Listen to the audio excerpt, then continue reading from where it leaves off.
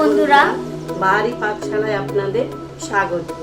আপনারা তো চিংড়ি মাছ দিয়ে পুঁই শাক খেয়েছেন, মাছের কাঁটা দিয়েও পুঁই শাক খেয়েছেন, তেল ফুটকা দিয়েও পুঁই শাক খেয়েছেন। এবার আমি যে পুঁই শাকটি রেঁধে দেখাবো আপনাদের, সেটা হচ্ছে খাসির মেটে দিয়ে পুঁই শাক। একবার অন্তত করে দেখবেন, খেয়ে দেখবেন, আমাদের ভিডিওটা দেখবেন, তাহলেই বুঝতে পারবেন রান্নাটা। ভিডিওটা পুরোটা দেখো, যদি ভালো লেগে থাকে অবশ্যই লাইক, কমেন্ট, শেয়ার করে দাও। আর আমাদের পরিবারের নতুন সদস্য হলে আমাদের ভিডিওসগুলো যদি প্রথমবার দেখো তাহলে প্লিজ সাবস্ক্রাইব করে দাও। সাবস্ক্রাইব করে পাশে বেল বাটনটি ক্লিক করে দাও, যাতে যখনই আমরা নতুন নতুন ভিডিওস আপলোড করবো তোমাদের কাছে পৌঁছে। অনেক নতুন বন্ধুরা আছো যারা দেখছো কিন্তু সাবস্ক্রাইব করছো না, তাদেরকে আমাদের অনুরোধ, প্লিজ সাবস্ক্রাইব করে দাও, আমাদের পরিবারের নতুন সদস্য হয়ে যাও। আর যারা নতুন, আমাদের অনেকে নতুন সদস্য হচ্ছে, তাদের এই সদস্য হওয়ার জন্য আমরাও রান্নায় খুব উৎসাহ পাচ্ছি। এইভাবে উৎসাহ পেলে আমরা আরও নতুন নতুন রান্না করে দেখাতে আমরা শুরু করছি, দেখতে থাকো।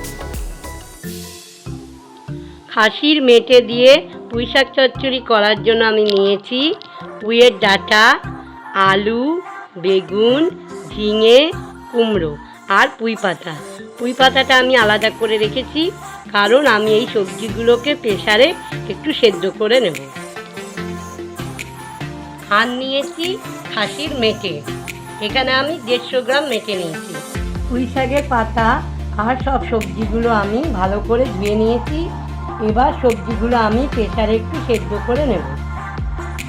পাতাগুলো আমি এখন দিচ্ছি না। দেখতে পাচ্ছ বন্ধুরা, সবজিগুলো আমার সেদ্ধ হয়ে গেছে। আর এই রান্নাটা করার জন্য আমি নিয়েছি পেঁয়াজ কুচি, 2-3টে কাঁচা লঙ্কা চেরা, ডুমডুম করে টমেটো কাটা আর আদা রসুনের পেস্ট।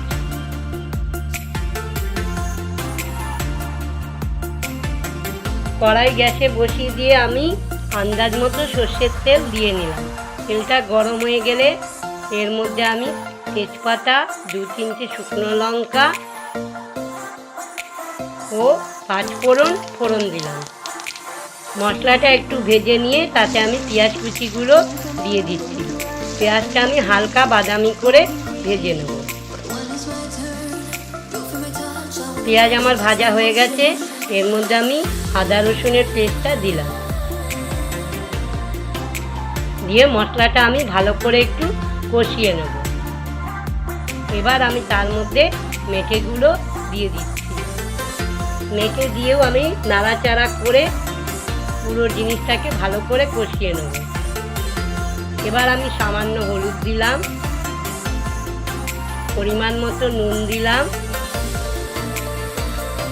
ও একটু সামান্য শুকনো লঙ্কার গুঁড়ো দিলাম।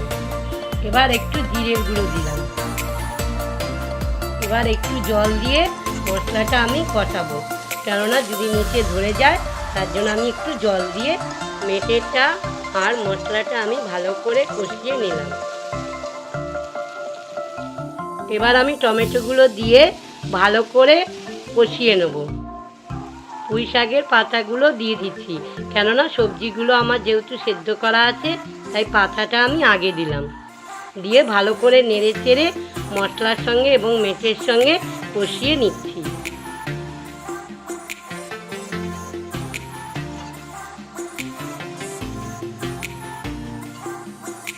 এবার আমি সেদ্ধ করা সবজিগুলো দিয়ে দিচ্ছি এবং ভালো করে মেটের সঙ্গে ও মশলার সঙ্গে কষিয়ে নিচ্ছি, যাতে সব সবজিগুলোতে মশলা ভালো করে ঢোকে। এবার আমি সামান্য কাশ্মীরি লঙ্কার গুঁড়ো দিলাম, সামান্য চিনি দিলাম। আপনারা আপনাদের স্বাদ অনুযায়ী চিনি দেবেন। আমি পুঁই শাকটাকে ভালো করে মেটে আর মশলার সঙ্গে নাড়াচাড়া দিয়ে কষিয়ে নেব।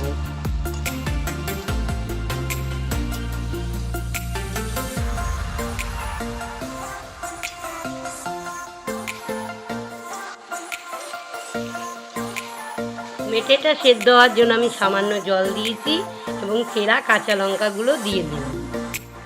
তো দেখছোই কত সুন্দর একটা রেসিপি তৈরি হচ্ছে। তো তার মাঝে আমি একটা কথা বলে দিই, যারা ভিডিওটা দেখছো কিন্তু এখনও সাবস্ক্রাইব করনি তারা অবশ্যই সাবস্ক্রাইব করে দাও এবং পাশে যে বেল আইকনটি আছে সেটা ক্লিক করে দাও, যাতে যখনই আমরা নতুন নতুন ভিডিওস আপলোড করব তোমাদের কাছে পৌঁছে যাবে। তো ভিডিওটা দেখো। দেখতেই পাচ্ছ বন্ধুরা, খাসির মেটে দিয়ে পুঁইশাক চচ্চড়ি আমার রেডি। এটা দেখতে কত সুন্দর লাগছে, খেতেও অতি সুস্বাদু। তোমরা অবশ্যই রান্নাটা করো এবং আমাকে কমেন্ট করে জানিও কেমন খেলো।